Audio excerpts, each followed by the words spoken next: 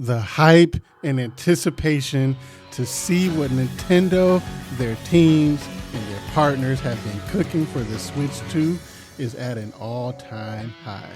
The Switch era saw arguably the best entries in many of Nintendo's franchises, and now the pressure is on for those teams to surpass what they've done on the Switch 2. But which of their teams is under the most pressure? That's what we're going to talk about today. The Nintendo Switch brought the best out of Nintendo and many of their teams. Kirby, Metroid, Fire Emblem, Smash, Mario, Pikmin, and the list goes on and on. They all went to another level during the Switch era, and in the eyes of many, have their best game on the Nintendo Switch. How can they get Fire Emblem to continue to grow and become an even bigger series? Can Metroid continue its status as one of Nintendo's premier series, but also break into the mainstream and become another pillar on the same level as a Mario and a Zelda? How do you get more ultimate than Super Smash Bros. Ultimate? They set the bar high with many of their games during the Switch era, and they're really going to have to do something special to blow our minds with these series in the Switch 2 era. And I'm definitely looking forward to them trying. And then on the other hand, it's not all, everything hasn't been amazing S tier during the Switch era for some series in the eyes of the fan. And while yes, some saw success, some even massive success, I'm looking at you, Pokemon, they left fans wanting more.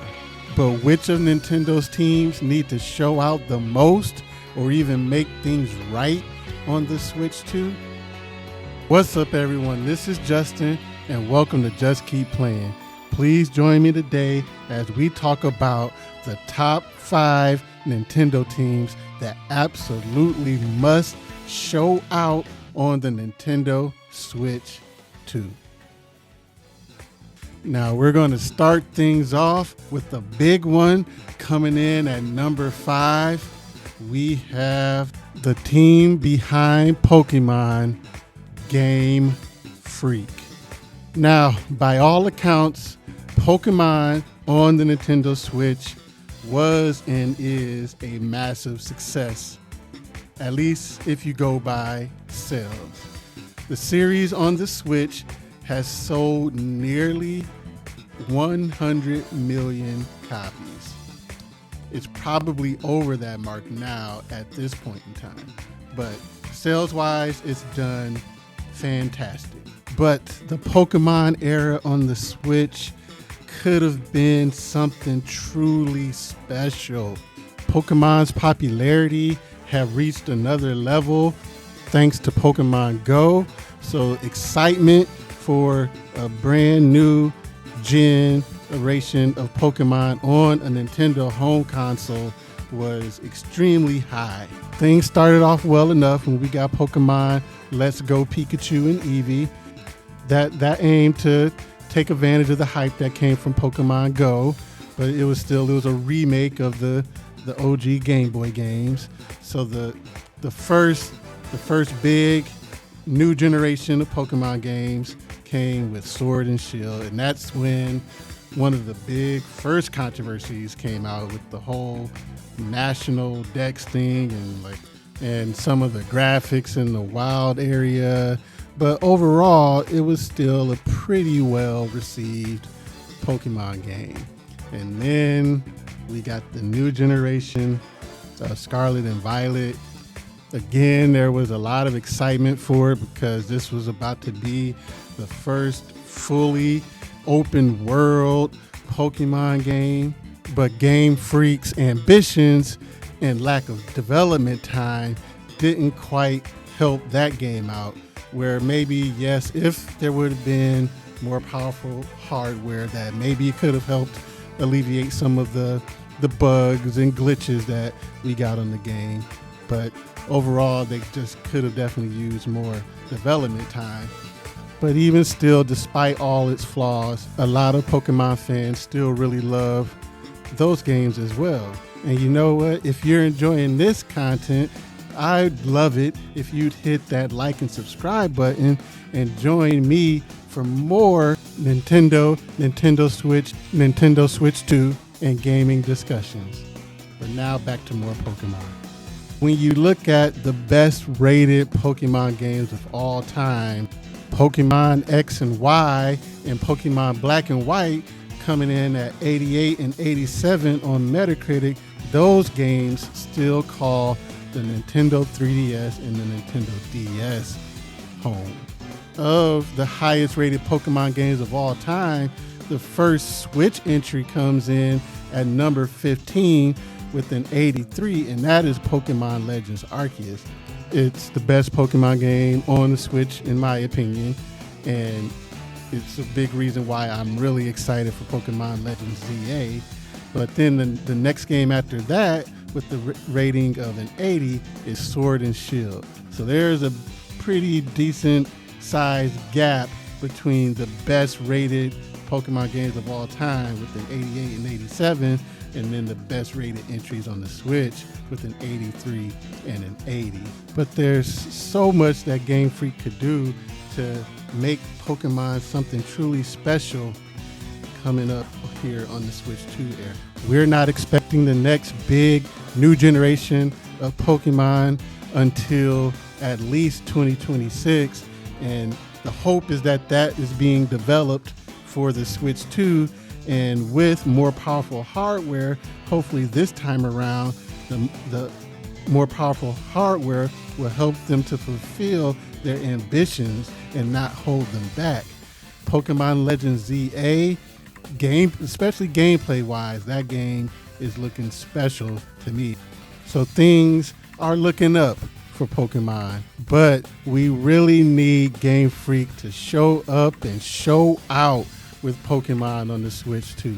That means give us voice acting. There is no reason, no excuse why we shouldn't have voice acting in a story-heavy RPG in the year 2025, 2026, 2027, whenever the next big Pokemon game comes out. With the power of the Switch 2 and potentially AI upscaling with things like DLSS, the Pokemon on Switch 2 should be the best looking Pokemon games that we've ever seen. Hopefully we can be done with the era of people complaining about the textures on buildings or N64 trees and all that kind of stuff. Game Freak, we need you to show up and show out and remind people why Pokemon is such a special series, why it has remained relevant for decades, and why it is the premier monster catching, battling RPG in video games today. Now coming in at number 4, we have Retro Studios. So Retro Studios, they have not put out a brand new game since 2014 on the Wii U with Donkey Kong Country Tropical Freeze. Now they did release the Tropical Freeze port on the Switch and Metroid Prime Remastered, which is pretty much like a remake, but it was not an original game. So it's been over 10 years since they released a brand new game. Metroid Prime 4 was announced at the beginning of the Switch generation, so they pretty much have gone the entire Switch generation without releasing a brand new game. Now, Metroid Prime 4, we only know officially that it is coming out on the OG Nintendo Switch.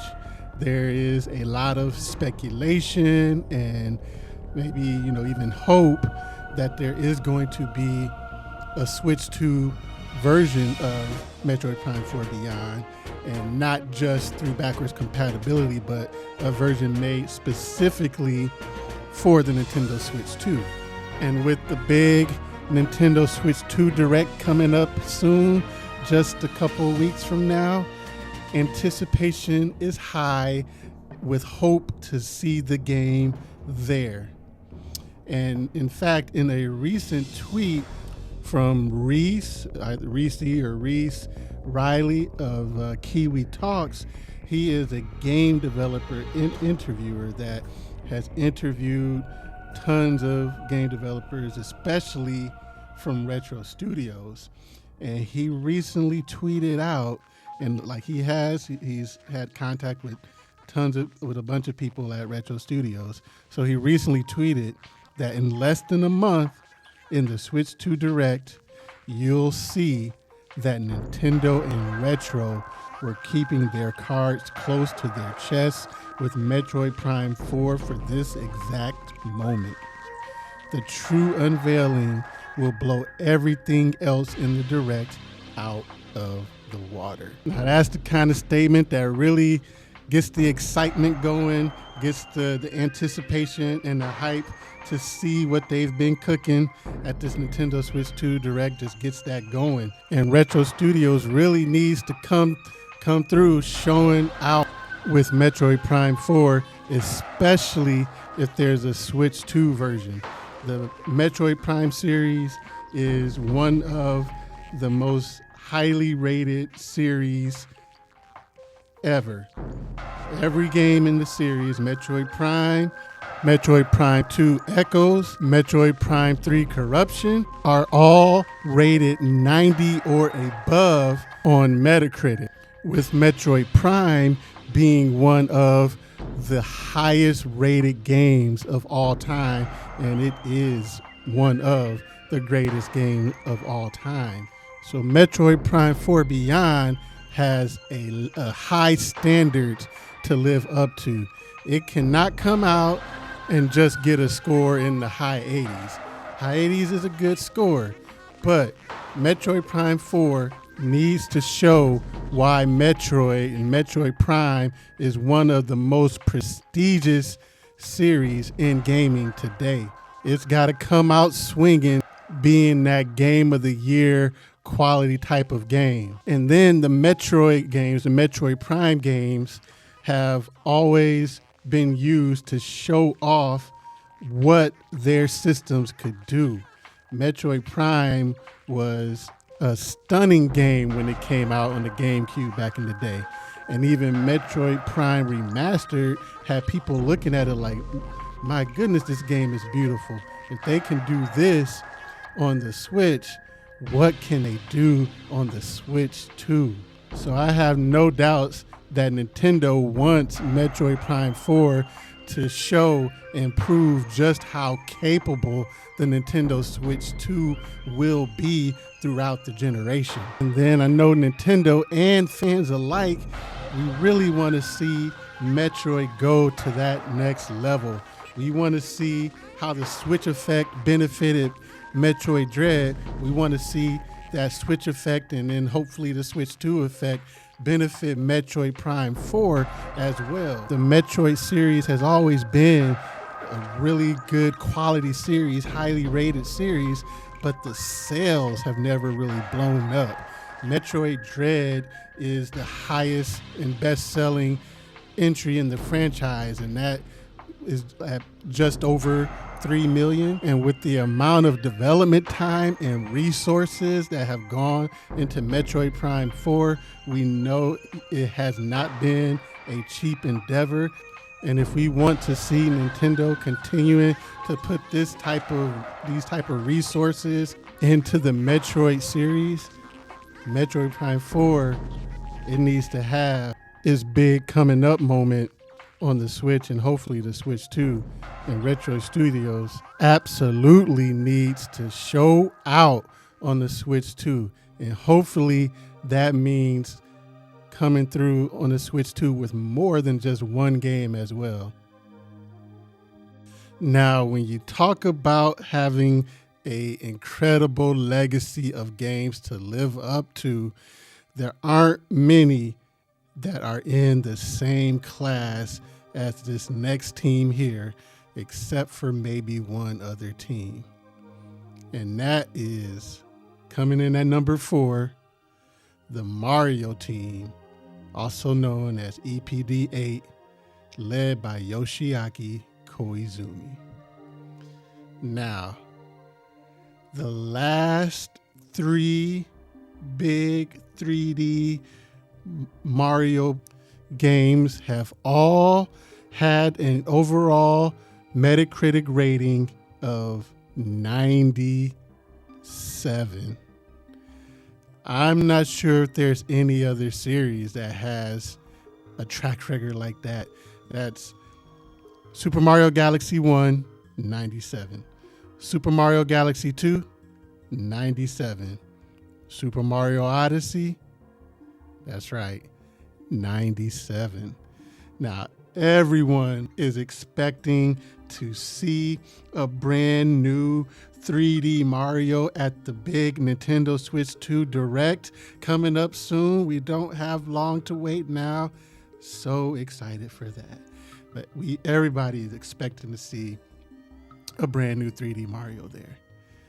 And we got a little taste of maybe what that game could be like with Bowser's Fury that came with Super Mario 3D World a few years ago, which gave us a little glimpse of what a open world Mario game could be. Is that the next natural evolution of the big 3D adventure Mario platform games?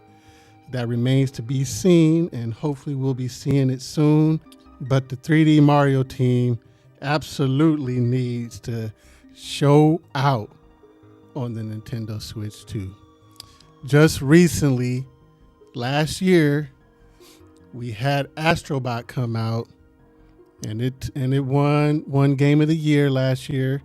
Everybody was praising it. There's all this hype behind it, maybe even a lot of recency bias with claims of the best platformer since Mario Galaxy, as if people forgot about Super Mario Odyssey. Now, don't get me wrong. Astrobot is a great game. I loved it last year. It was one of my favorite games from last year, and it absolutely is one of the best 3D platformers of all time, and absolutely deserved to win its Game of the Year last year. I still don't think that it was better than Super Mario Odyssey. But with this next Mario game that's coming out on the Switch 2, the 3D Mario team needs to remind people why Mario has been king of the platform genre, has been king of the 3D platformer genre for decades now. I already know it's going to be a great game, but it needs to be more than a great game. It needs to come out and it needs to be a generational game. I know that there was a little bit of disappointment back in 2017 when they lost out on Game of the Year to Breath of the Wild. You know, they were happy for their friends that, you know, that the Game of the Year was kept in the family at Nintendo. But from one of Kit and Krista's podcasts, when they talked about that, there's a little bit of a little friendly competition between the two, with both teams really hoping to take home that trophy. And even though we're early on in the year so far, there are already a few Game of the Year potential type games that have come out with the Monster Hunter Wilds and Split Fiction. And we just talked about Retro Studios and what they've been cooking up with Metroid Prime 4 and how that should most definitely be a Game of the Year type of game too. So will we find ourselves with a repeat of 2017 with 2 extremely highly rated Nintendo games vying for Game of the Year? And which one will be the one to lose out? Will Mario take the crown, or will it be Samus and Metroid Prime? Regardless of what happens, this is why the 3D Mario team, EPD8, needs to show out on the Switch 2. And I just think it's exciting to potentially have two huge Game of the Year type of games coming from Nintendo this year, hopefully on the Switch 2. Now, when it comes to a legacy that has been left behind on the Switch, there probably maybe hasn't been a series that leaves behind a greater legacy on the Switch era than the Legend of Zelda series, brought to us by the Zelda team at EPD3, led by Aonuma. So the Zelda team did absolutely amazing during the Switch era.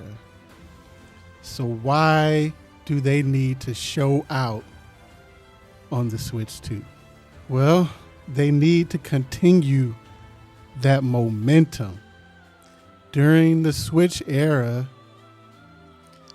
when it comes to the big 3D adventures between Zelda and Mario, I would say during the Switch era, Zelda had officially become bigger than Mario. Now, we're just strictly talking about the big 3D games. Mario is still the man overall. But during the Switch era, Breath of the Wild, that took home the Game of the Year. That was the game that helped push the Switch to becoming the wildly successful platform that it has become.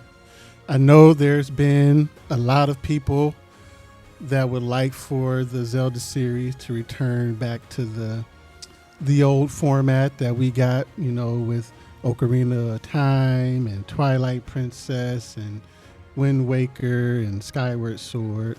But the series was not seeing the growth that it saw during the Switch era until it broke out of that old format. But there has to be a way that Nintendo and the Zelda team can satisfy the large number of new fans that they gained during the Switch era, while also finding a way to maybe win back over some of those older Zelda fans that missed that Ocarina of Time style of Zelda game. So that's one thing. And then there's that wanting to know, how will they be able to capture that sense of wonder, that sense of awe, that sense of adventure again with the brand new Zelda. And again, Breath of the Wild and Tears of the Kingdom were two generational games that came out on one platform. So I have no doubt that the next big 3D Zelda game is going to be an amazing game. But can they capture generational again? Can they continue the growth with the series that they saw on the Switch era, on the Switch 2? Can they make a generational Zelda game that hits that 30 million again, hits that 20 million again? No, they're going to have something amazing for us in a few years.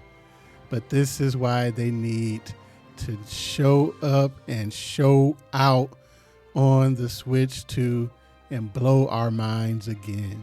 But what team could possibly need to show out more than the Zelda team, than the Mario team, than Retro Studios, than Game Freak? Well, before we get to that, I'll say check out this really awesome video that breaks down every Nintendo team by the guys at Backlog Banter. Really cool video, linked in the comments.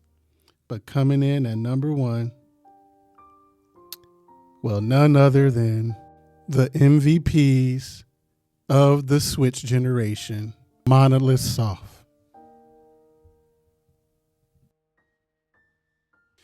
So yes, Monolith Soft is number one, and they are absolutely, without a doubt, the MVPs of the Switch generation. Just listen to this list of games that they helped out on. Breath of the Wild, Splatoon 2, Animal Crossing, Splatoon 3, and Tears of the Kingdom. And while they were lending their talents to help bring some of the biggest games of the Switch era to life, they also found the time to release the peak trilogy, Xenoblade Chronicles 1, 2, and 3. And we also have Xenoblade Chronicles X coming real soon. So they released 4 absolute banger games of their own during the Switch era. So I really wrestled with which team should be number one, especially between Mario team, Zelda team, and Monolith Soft. I went with Monolith Soft because out here in these Twitter streets, all throughout social media, and just in other conversations with gamers, the one team that you would constantly hear come up with who are you excited to see take advantage of the power that the Switch 2 would bring, the number one answer was always Monolith Soft. Even if those people didn't even really care about their games, didn't like their games, or weren't super hardcore about their games, they still respected what they saw that Monolith Soft was capable of doing with the Switch hardware in their games. A game like Xenoblade Chronicles 3, an open world game where you can have 6, 7 characters on the screen at one time, battling various monsters and enemies, and it's just a seamless transition. There's no loading into a battle screen. You are fighting where you were with all those characters, with minimal slowdown if there was any. The game looked beautiful, especially when it wasn't trying to do too much.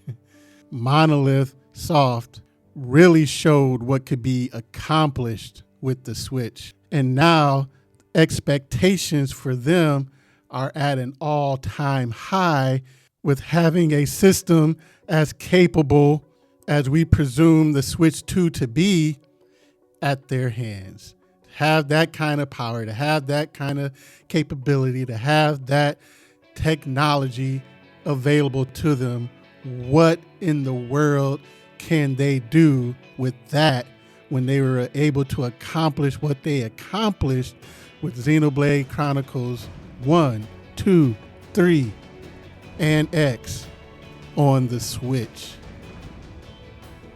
People are really waiting and expecting to have their minds blown. So Monolith Soft really needs to come through and show out on the Nintendo Switch 2. But what do you think? Do you agree with my list? Which of Nintendo's teams do you think needs to show out the most on the Nintendo Switch 2? Let me know in the comments below. Thank you so much for watching. The Switch 2 hype is right around the corner with the big direct coming up soon. So check out this video right here where I talk about the top 10 ports that we must see on the Switch 2. And until next time, I hope you have a good one. I'll see you later. Peace.